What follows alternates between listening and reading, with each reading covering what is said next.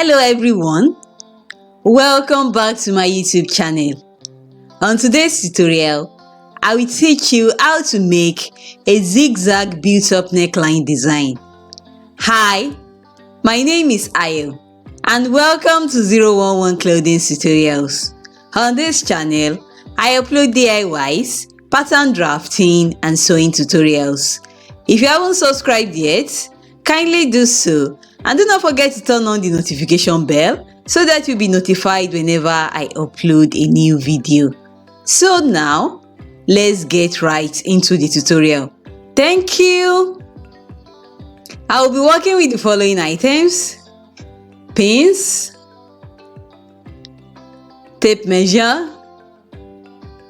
Ideally, a pencil should be used to draft a pattern, but for tutorial purpose, I'll be using this marker pen, a pair of fabric scissors, a pair of paper scissors, rulers and cuffs,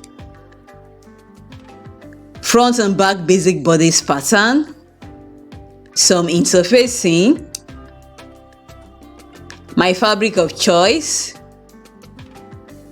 lining fabric. I have here the basic bodice pattern. The neckline curves have not been drawn out. This is because accuracy of the neckline curves is very important when making a built-up neckline. I will calculate the neckline values myself. I will not just assume that 3 inches by 3 inches and 3 inches by 1 inch will be okay for the front and the back neckline curves. The bust circumference measurement that I'm working with is 36 inches. I will now divide the bust circumference value by 12, and this is 36 inches divided by 12, and this is equal to 3 inches. So for the front neckline width, I will use a value of 3 inches, and for the front neck depth, I will use a value of 3 inches also. For the back neck width, I will use a value of 3 inches. And for the back neck depth, I will divide 3 inches by 3, and this is equal to 1 inch. I will now go ahead to draw the front and the back neckline curves following these values that I just calculated.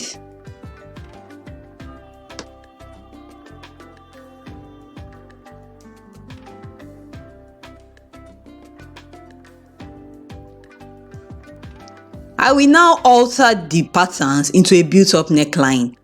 I will start with the back pattern. This is the neck point. From the neck point, I will measure and mark 1/4 of an inch on the shoulder line.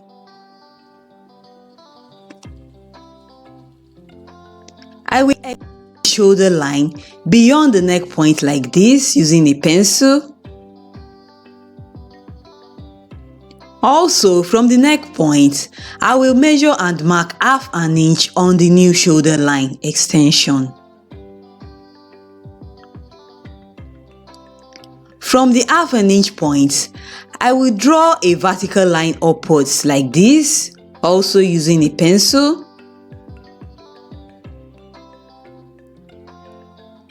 I will now measure and mark 2 inches from the 1/2 an inch point on the vertical line like this.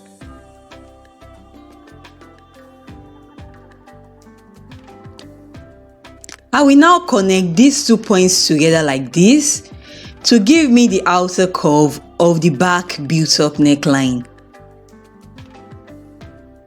I will extend the center back line upwards like this. I will now connect the 2 inch points to the center back line like this using a horizontal line. I will come down by 1/2 an inch at the center back from the top edge of the built-up neckline.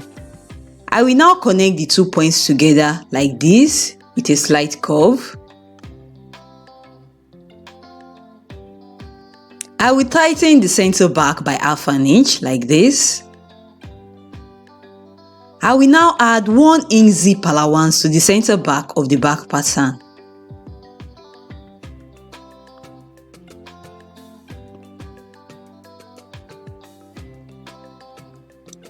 On the front pattern, I will measure and mark 1/4 inch from the neck point on the shoulder line, like this.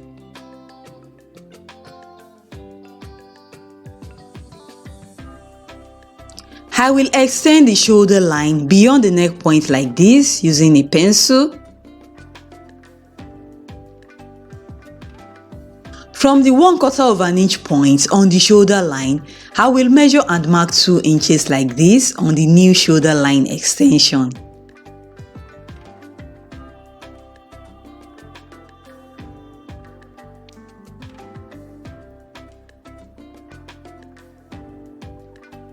From the 2-inch point, I will go up by 1/2 inch.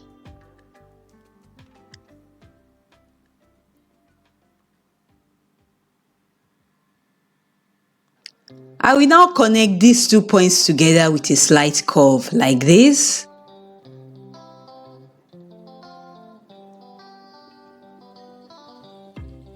From the 1/4 inch point, I will measure and mark 7 inches downwards for the front neck depth.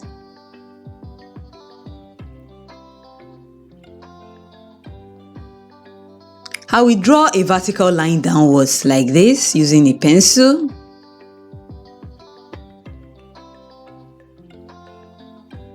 Then I will draw a horizontal line to the center front like this. I will measure and mark the middle point on this vertical line. At the center front, from the base of the front neck curve, I will measure and mark 1 inch. I will now go ahead and connect these 2 points together like this using my French curve.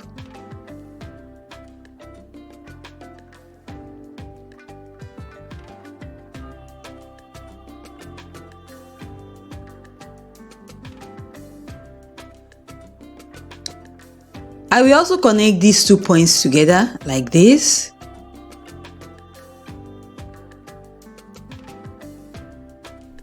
I will now connect these points down to the end of the front neckline curve like this. So I am not satisfied with the neckline opening at this side, so I will redraw it like this. I will extend it about 1 inch outside the vertical line. Then I will make it bolder with a marker pen.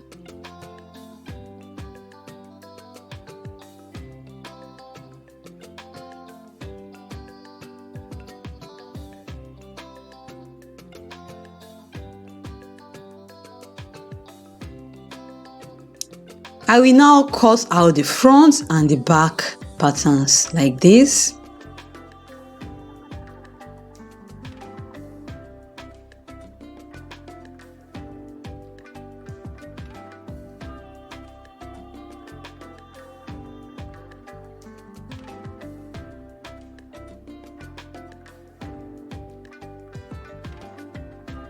So these are the front and the back patterns, and I'm going to go ahead and cut them out on my fabric.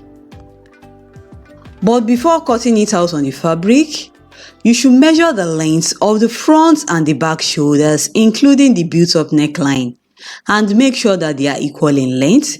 If one of them is slightly longer than the other, then you should reduce or trim it off. So now I have gone ahead to do the cutting on the fabric. This is the back piece.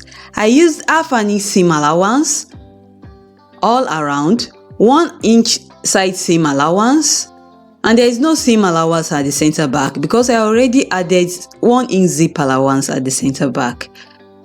I cut 2 pieces on the main fabric and 2 pieces on the lining fabric, and I've interfaced the wrong sides of the lining pieces at the built-up neckline area. This is the front piece. I used 1/2 inch seam allowance at the shoulders and armhole, 1 inch seam allowance at the side seam, and 1/4 inch seam allowance at the neckline. The cut at these 2 points on the neckline is far from where the neckline ends on the pattern.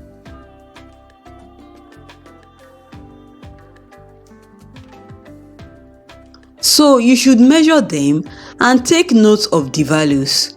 This will be very useful when you are sewing the neckline. The center front was cut on fold. I cut one piece on fold on the main fabric and another piece on fold on the lining fabric, and I've interfaced the neckline of the front lining piece on the wrong side. I will now place the front lining piece on top of the main front piece like this, right side to right side.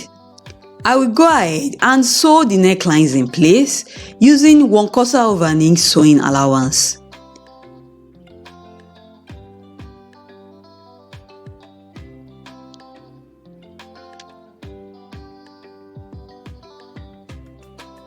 I will also place the two back lining pieces on top of the main back piece like this, right side to right side. I will sew the necklines in place using 1/2 inch sewing allowance.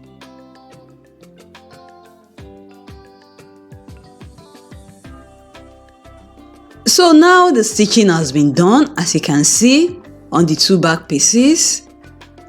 After stitching, I notch the seam allowances and then I understitch the seam allowance to the neckline of the lining piece. I did the same thing on this second piece as well. I have also sewn the darts in place on both the main fabric and the lining fabric.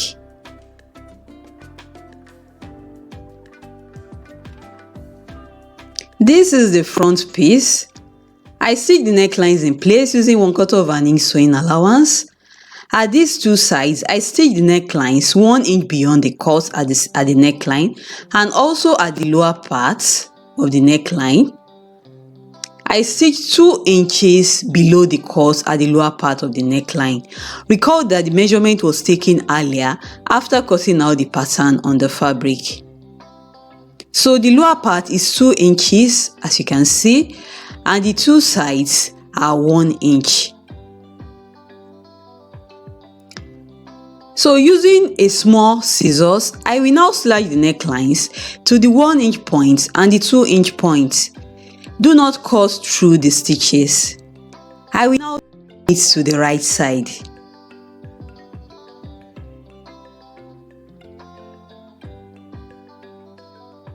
If you notice puckers at the end of the neckline, especially at the 3 zigzag points, that means you need to cut the points a little bit more.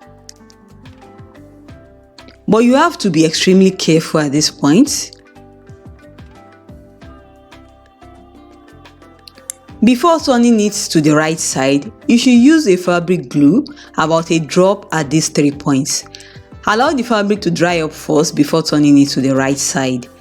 A clear or transparent fabric glue is preferable so as to avoid the neckline from ripping apart at these points. Also use a clear fabric glue so that you do not stain your fabric. I will also go ahead and sew the darts in place.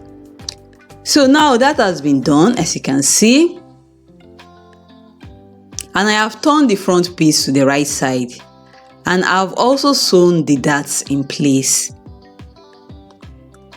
and I've given the front piece a thorough press with my pressing iron.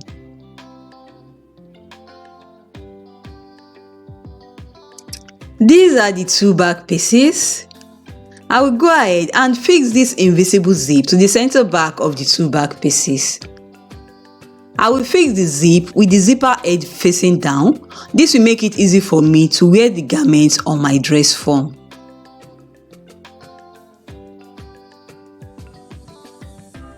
So now I have fixed the invisible zip at the back of the garment, as you can see.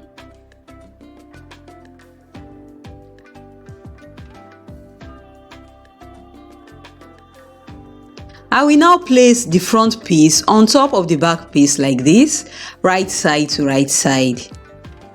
I will open up the shoulders.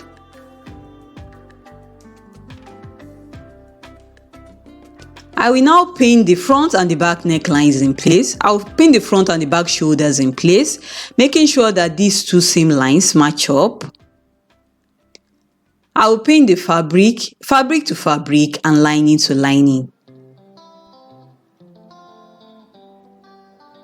After pinning, I will take it to my sewing machine and I will stitch it in place using 1/2 inch sewing allowance. I will do the same thing on this other side as well.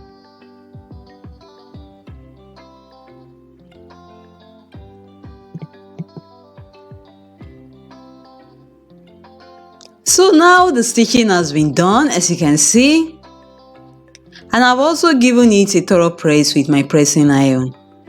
You should notch and reduce the seam allowance at the built-up neckline area of the shoulders so that it can relax and lie flat.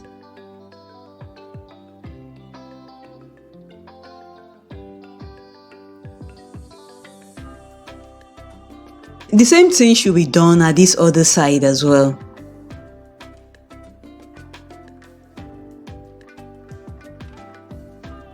The next thing to do is to sew the side seams in place using 1 inch sewing allowance. I will stitch fabric to fabric and lining to lining using 1 inch sewing allowance. So now the stitching has been done, as you can see, and I've given the garment a thorough press with my pressing iron.